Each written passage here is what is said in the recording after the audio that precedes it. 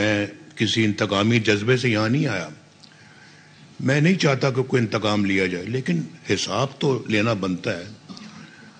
یہ تو پوچھنا چاہیے کہ ایسا کیا کیوں اس ملک کے ساتھ. میرے ساتھ جو ہوا سو ہوا، لیکن سزا، اصل سزا تو پاکستان کے عوام کو ملی ہے، جن کے لیے آج اس زمانے کی 4 روپے کی روٹی آج 15 روپے کی، 20 روپے کی ہو گئی، جن کے لیے 50 روپے کی چینی آج نہ جانے 150 روپے کی ہو گئی. اس زمانے کی بجلی آج اتنے مہنگے بل ہو گئے کہ بل ادا نہیں ہو سکتا. اس سے بڑی سزا کیا ہو سکتی کہ ہمارے قوم کے بچے اسکول نہ جا سکیں. اس سے بڑی سزا کیا ہو سکتی کہ ان کے 2 وقت کا کھانا نہ میسر ہو سکے. کیا سزا اس سے بڑی ہو سکتی ہے کہ وہ بیچارے یہی سوچتے رہیں کہ ہم اس مہینے کے اندر اپنے بچوں کی فیس اسکول کی کیسے ادا کریں. اگر ہم نے بل دینا ہے بجلی کا تو فیس نہیں دی جا سکتی، اور اگر فیس دینی تو بل نہیں دیا جا سکتا، اور اگر بل دیں گے تو کرایہ مکان جو مالک مکان ہے وہ نکال کے باہر پھینکے گا. یہ حال ہے ہمارے ملک کا، قوم کا. اس وقت لاکھوں لوگوں کو اس وقت روزگار مل رہا تھا، اور کروڑوں غربت کی لکیر سے اوپر آ رہے تھے، غربت سے بھی نکل رہے تھے.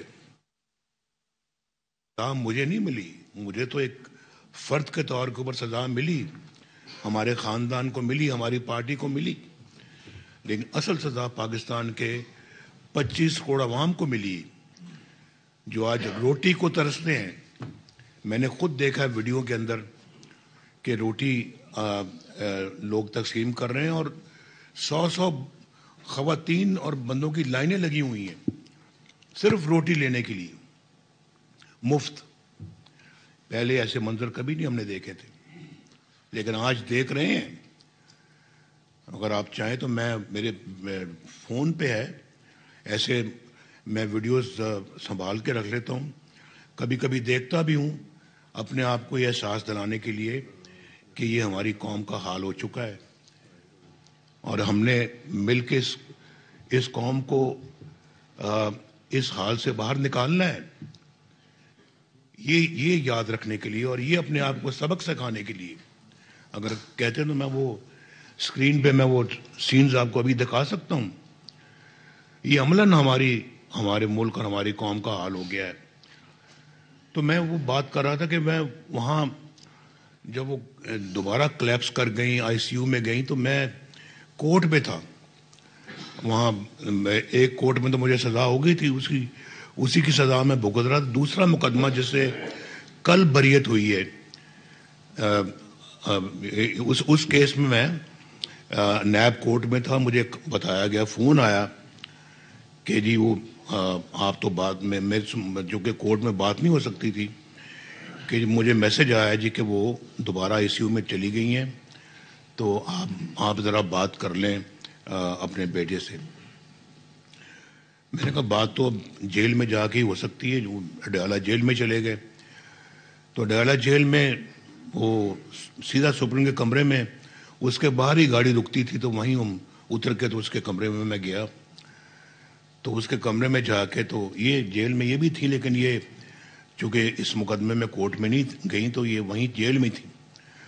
تو وہاں جا کے تو میں نے سپریم کو کہا کہ مجھے میری بات کرا، اور میں جو ہے وہ مجھے پتہ لگا ہے کہ ان کی طبیعت پھر ناساز ہو گئی ہے، تو میں بات کرنا چاہتا ہوں، آپ میری بات کرا دیں. تو اس نے کہا جی ہم تو بات نہیں کرا سکتے. میں نے کہا یہ ایک بہت ہی انسانی ہمدردی والا معاملہ ہے، ایمرجنسی ہے، اگر آپ بات کرا دیں گے تو آپ کو کس نے نوکری سے باہر نکال دینا ہے.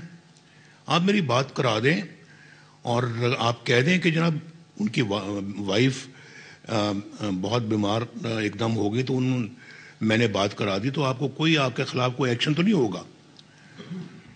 2 فون لینڈ لائنز پڑی ہوئی تھیں، 2 موبائل تھے. اس نے بات نہیں کرائی. میں نے اس سے بڑا اصرار کیا، بات نہیں کرائی.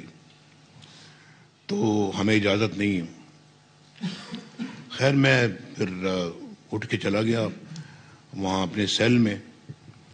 جس سیل میں مجھے رکھا ہوا تھا، تو اس کے 2.5-3 گھنٹوں کے بعد آ کے مجھے کہتا ہے جی کہ آپ کو ایک بری خبر سنانی ہے، آپ کی بیگم صاحبہ انتقال کر گئی۔ تو اب ہم آ کے آپ کی بیٹی کو کہنے جا رہے ہیں، ان کو میسج دینا ہے۔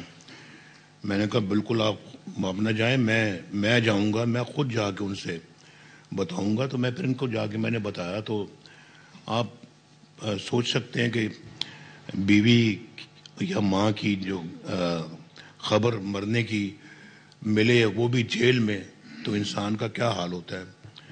تو وہ وہاں پہ میں نے جو شروع میں بات کی تھی، میں کبھی کبھی سوچتا ہوں کہ شاید میں نے اپنی زندگی کا پتہ نہیں صحیح یہ فیصلہ کیا یا نہیں صحیح کیا کہ مجھے ان کے پاس ہونا چاہیے تھا اس وقت، اور ان کی تیمارداری کرنی چاہیے تھی، اور وہاں میں موجود ہوتا تو شاید مجھے کم از کم مجھے تو صبر آ جاتا کہ چلیں ٹھیک ہے، میں نے اپنا وقت پورا دیا ان کو، لیکن میں وہ بھی نہیں دے سکا۔ اور یہاں آ کے جو ہے نا جیل چلے گئے ایک جھوٹے مقدمے میں، جس کا پول کل کھلا ہے، جس کا پول کچھ دن پہلے کھلا ہے، کہ کتنا بڑا فراڈ تھا، یہ کتنا بڑا ظلم تھا، اور نکالنا ایک اقامے پہ وزیر اعظم کو، پھر اس کے اوپر مقدمے دائر کرنے جھوٹے، وہ بھی اسی بینچ کا آرڈر تھا کہ اس کے خلاف مقدمے کیے جائیں، نواز شریف کے خلاف۔ یہ نیب کا اپنا فیصلہ نہیں تھا، نیب کو یہ حکم سنایا گیا تھا، اور اس کے بعد پھر جج بٹھا دیا، جس جج میرے خلاف فیصلہ سنایا تھا، اس جج کو بٹھا، جسٹس جج لگا دیا کہ جی آپ بیٹھیں اور آپ سپروائز کریں سارے مقدمے کو، کاروائی کو، اور آپ نے مطلب یہ ہے کہ جی آپ نے انشور کرنا ہے کہ نواز شریف کو سزا ہوگی، اور جلدی سے جلدی ہوگی، ویکینڈز پہ بھی کورٹ لگا کرے گی۔ اتنی جلدی تھی سزا سنانے کی کہ ویکینڈز میں بھی، اور جج کو چھٹی بھی لینے سے